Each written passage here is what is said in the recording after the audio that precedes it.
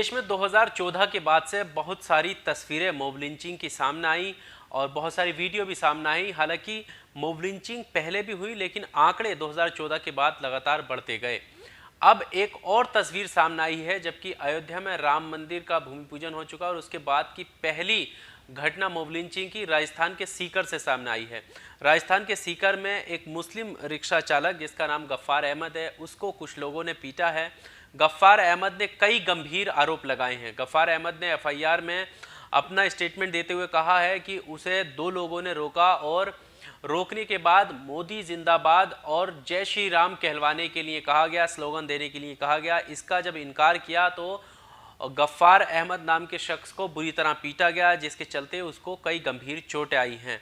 और क्या पूरा स्टेटमेंट है वो आप सुन लीजिए। गफ्फार अहमद ने अपने स्टेटमेंट में कहा कि मुझसे मोदी जिंदाबाद का नारा लगाने को कहा गया और मैंने जब इस नारे लगाने से इनकार किया तो मुझे ज़ोरदार थप्पड़ मारा। उसके बाद जब मैं टैक्सी लेकर सीकर के लिए निकला, यानी आगे भागने की जब मैंने कोशिश की, तो उन्होंने अपनी कार से मेरा पीछा किया और जगमालपुरा एक जगह है जहां जाकर उन्होंने मेरी गाड़ी रोक दी।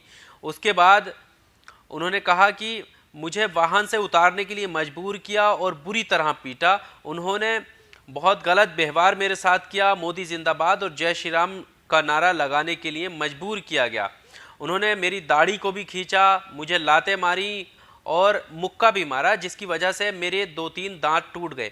उन्होंने आगे बताते हुए कहा कि उनकी बाईं आंख, गाल पर और सिर पर गंभीर चोटें आई हैं, क्योंकि उन्होंने डंडे से भी उनको पीटा था, इस वजह से वो चोट लगी, गंभीर चोटें आई हैं। पीटने के बाद उन्होंने कहा कि हम आपको पाकिस्तान भेजने के बाद ही आराम करेंगे। ये एफआईआर में गफ्फार अहमद कछावा ने अपना स्टेटमेंट दिया, जिसके चलते एफआईआर हुई और एफआईआर के बाद पुलिस ने कार्रवाई करते हुए उन 2 आरोपियों को पकड़ लिया है। लेकिन इस मामले को लेकर सोशल मीडिया पर विपक्षी खेमा एकदम तैयार है, लगातार वो सवाल खड़े कर रहे हैं। असदुद्दीन ओवैसी का इस पर ट्वीट आ चुका है।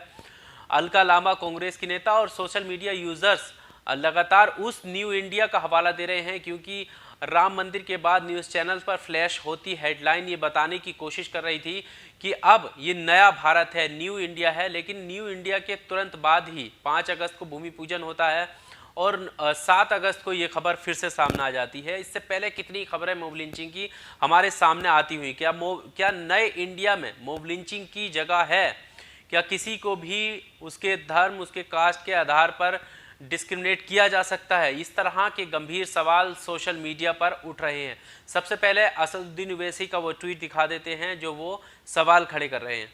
असदुद्दीन ओवैसी ने इस मामले को ट्वीट करते हुए कहा कि जब अहमद भाई ने मोदी जिंदाबाद कहने से इनकार कर दिया तो उनके हमलावर इतने आहत हुए कि उन्होंने उनका पीछा किया और उनकी पिटाई की।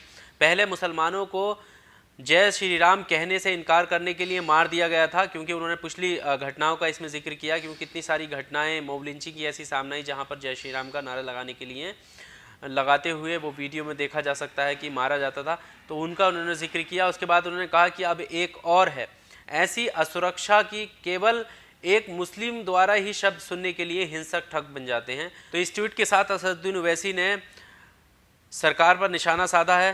इसके अलावा अलका लांबा जो लिख रही है कि हे राम, पूरी उम्मीद है कि अशोक गहलोत सरकार दोषियों से सख्ती से पेश आते हुए पूरे राजस्थान में इसे अंतिम घटना बनाएगी। इसके बाद हरजीत सिंह भट्टी हैं जो कई गंभीर सवाल उठा रहे हैं अपने ट्वीट में। वो कह रहे हैं कि वो पूरी तरह कंफ्यूज्ड हैं ये सोचने पे कि क्या एक मुस्लिम जो है वो भारत का सिटीजन है या नहीं है, उसके पास कोई अधिकार है या नहीं है। आखिर क्यों एक मजबूर गरीब रिक्शा चालक या सब्जी विक्रेता को मार दिया जाता है, आए दिन पीटा जाता है। Why these crimes against minorities, मतलब इस तरह के अल्पसंख्यकों के खिलाफ ये जो क्राइम है वो क्यों हो रहे हैं। इस तरह के गंभीर जो सवाल हैं वो उठा रहे हैं हरजीत सिंह भट्टी। ये एम्स में डॉक्टर हैं। इसके अलावा एक्ट्रेस स्वरा भास्कर हैं जो कह रही हैं कि सब ठीक ठाक है, नए भारत की नई तस्वीर। और एक तरीके का तंज इन्होंने कसा है इस खबर को देखते हुए कि क्योंकि लगातार ये कहा जा रहा है कि ये नया भारत है, ये न्यू इंडिया है, और न्यू इंडिया की तस्वीर को बताते हुए स्वरा भास्कर ने तंज कसा है।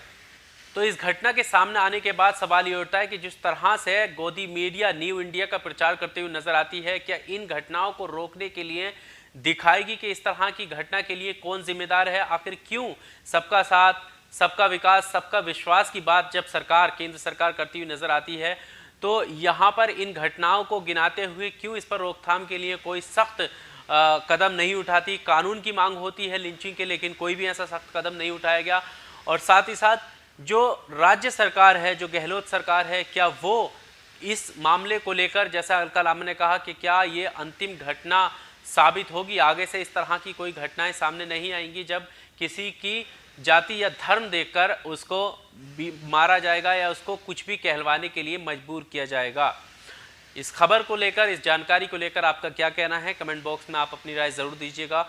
वीडियो को लाइक कीजिए और चैनल को सब्सक्राइब करना ना भूलें। शुक्रिया।